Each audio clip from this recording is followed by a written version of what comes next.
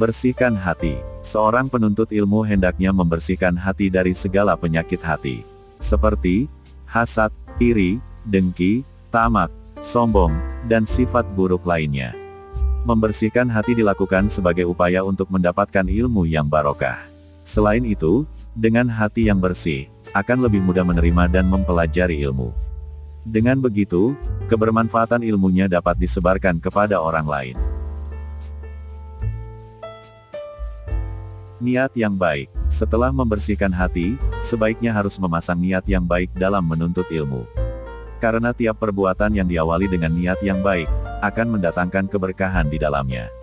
Niatkan diri untuk selalu mendapatkan ridho Allah Subhanahu wa Ta'ala, agar ilmu yang didapatkan, tidak menjadi bumerang dan membuat seorang penuntut ilmu menjadi sombong. Jangan banyak berangan-angan. Seorang penuntut ilmu sebaiknya tidak menunda-nunda dalam mempelajari sesuatu.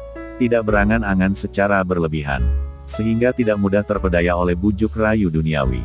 Penuntut ilmu hendaknya selalu menyibukkan diri dengan hal-hal yang bermanfaat, baik untuk dirinya sendiri dan orang lain, serta selalu bersungguh-sungguh dalam menuntut ilmu. Dengan begitu, ilmu yang didapatkan dapat menjadi berkah dalam kehidupannya. Bersabar dan bersikap sederhana. Seorang penuntut ilmu harus selalu bersabar dalam mendapatkan ilmu. Ia juga hendaknya selalu merasa cukup atas segala nikmat yang diberikan. Tidak berlebih-lebihan dalam menjalani kehidupan duniawi. Imam Asy-Syafi'i radhiyallahu anha berkata, tidak akan bahagia orang yang mencari ilmu disertai tinggi hati dan kemewahan hidup.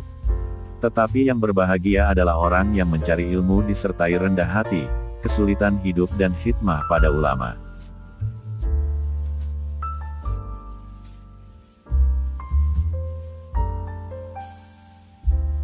Pandai membagi waktu. Seorang penuntut ilmu harus pandai membagi waktu, serta selalu memanfaatkan waktu untuk melakukan hal-hal yang bermanfaat. Waktu yang paling baik untuk menghafal adalah waktu sahur dan saat pagi buta. Waktu yang baik untuk menulis adalah siang hari. Waktu yang baik untuk belajar dan mengulang pelajaran adalah malam hari. Sedangkan tempat yang paling baik untuk menghafal adalah di dalam kamar. Dan sebaiknya hindari menghafalkan sesuatu di tempat yang ramai.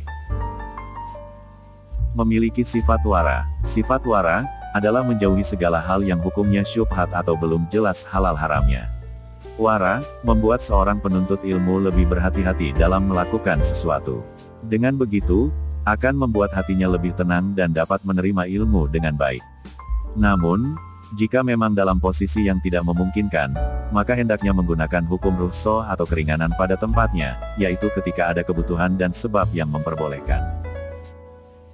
Makan dan minum secukupnya. Saat kenyang, akan lebih sulit dalam menuntut ilmu dan juga beribadah.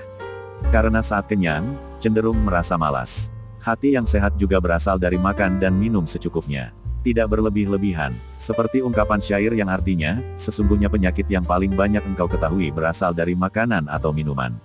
Selain itu, makan dan minum secukupnya juga memiliki manfaat lain, seperti tubuh menjadi lebih sehat dan terhindar dari penyakit.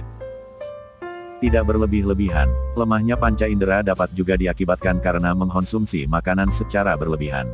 Sama halnya dengan menurunnya kinerja otak. Semua hal tersebut dikarenakan makan secara berlebihan.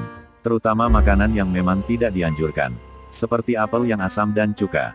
Hendaknya menghindari hal-hal yang dapat membuat mudah lupa, seperti membaca batu nisan, memakan sisa makanan tikus, masuk di antara dua unta atau membuang kutu hidup-hidup. Tidur berlebihan. Tidur yang berlebihan dapat membuat berdampak pada kondisi tubuh dan kecerdasan otak. Tidak masalah bila ingin beristirahat, namun yang hendaknya tidak berlebih-lebihan. Tidurlah secukupnya, agar kondisi tubuh kembali bugar. Menghindari pergaulan yang buruk. Dalam menuntut ilmu, hendaknya menghindari pergaulan yang dapat berdampak buruk, agar dapat lebih fokus dalam mendapatkan ilmu.